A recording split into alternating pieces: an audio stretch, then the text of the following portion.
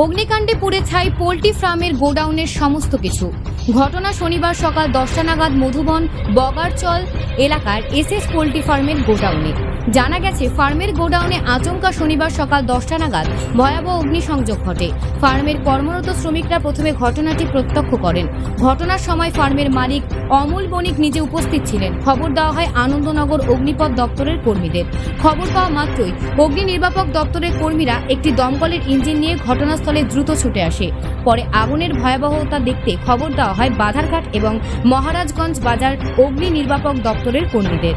পরে সেখানে থেকেও দুটি দমকলের ইঞ্জিন ঘটনাস্থলে দ্রুত ছুটে আসে এবং একসাথে তিনটি দমকলের ইঞ্জিন আগুন নিয়ন্ত্রণের কাজে হাত লাগায়।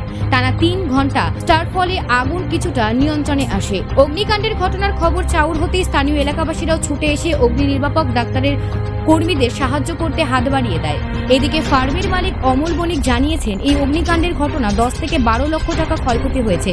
তবে এই অগ্নিকাণ্ডের ঘটনা বিদ্যুতের শর্ট সার্কিট থেকে সূত্রপাত ধারণা সকলের। খবর পেয়ে উঠে আসে আমতলী থানার পুলিশ। তবে সবচেয়ে আশ্চর্যের বিষয় হলো, পোল্ট্রি মুরগির ফার্মে এত বড় একটি প্রজেক্ট রয়েছে, অথচ কি করে আগুন প্রতিরোধ করার মতো কোনো সুবিধা নেই এই ফার্মে। অগ্নি নির্বাপক দপ্তরের কর্মীদের ধারণা, যদি এই ফার্মে আগুন প্রতিরোধ করার কোনো সুবিধা থাকতো তাহলে এত বড় ক্ষতির সম্মুখীন হতে হতো না।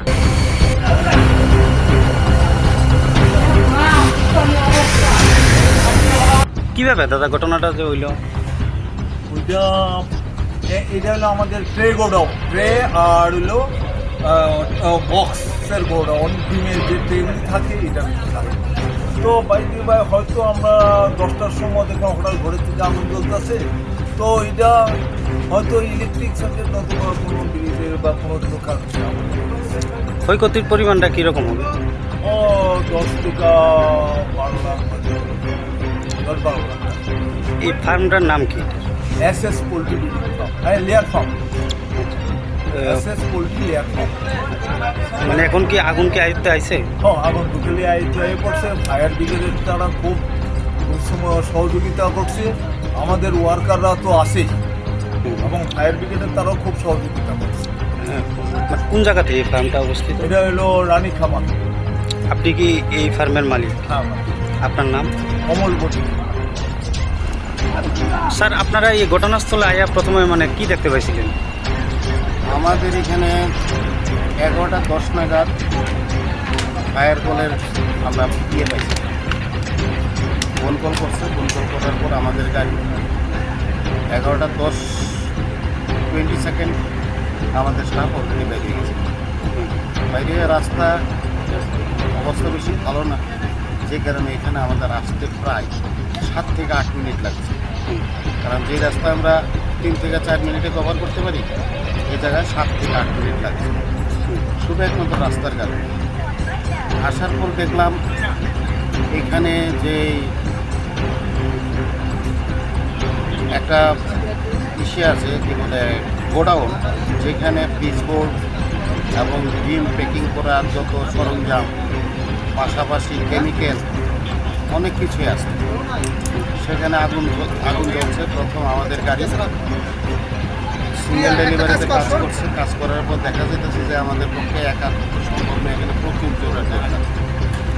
সঙ্গে সঙ্গে খবর দেওয়া হলো বাজারঘাটের খবর দেওয়ার পর একটু করিয়ে আবার মহারাজগঞ্জ বাজারে খবর দেওয়া হচ্ছে। যথারীতি বাজারঘাট আইসি, তারপর মহারাজগঞ্জ বাজার আইসি। আসার পর এখনও কাজ চলছে। কারণ জল দেওয়ার পরে এখানে জল দেওয়ার মতো কোনো সুবিধা নেই। জল দিলেও জল ঢুকতেছে না, জলে কোনো কাজ হয় না। কারণ এত পরিমাণ পিচবোর্ড এবং এত পরিমাণ ডিমের প্যাকিং, যেগুলো ডিম প্যাকিং করা হয়, এত পরিমাণ মানে পুরোটা ঘর ভর্তি ছিল।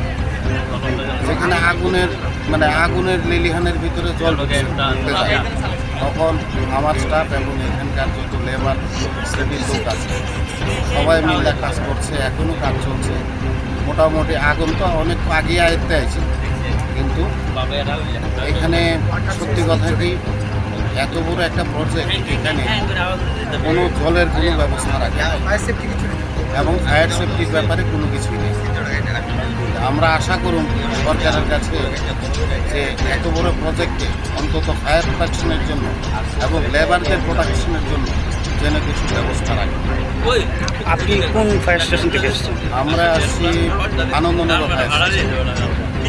আমার প্রথম যেহেতু আমার জুরিডিকশনে আছে, সুতরাং আমরাই প্রথম অ্যাটেন্ড করছি, ফার্স্ট অ্যাটেন্ডার, তারপর বাধারঘাট, তারপর মহারাজগঞ্জ।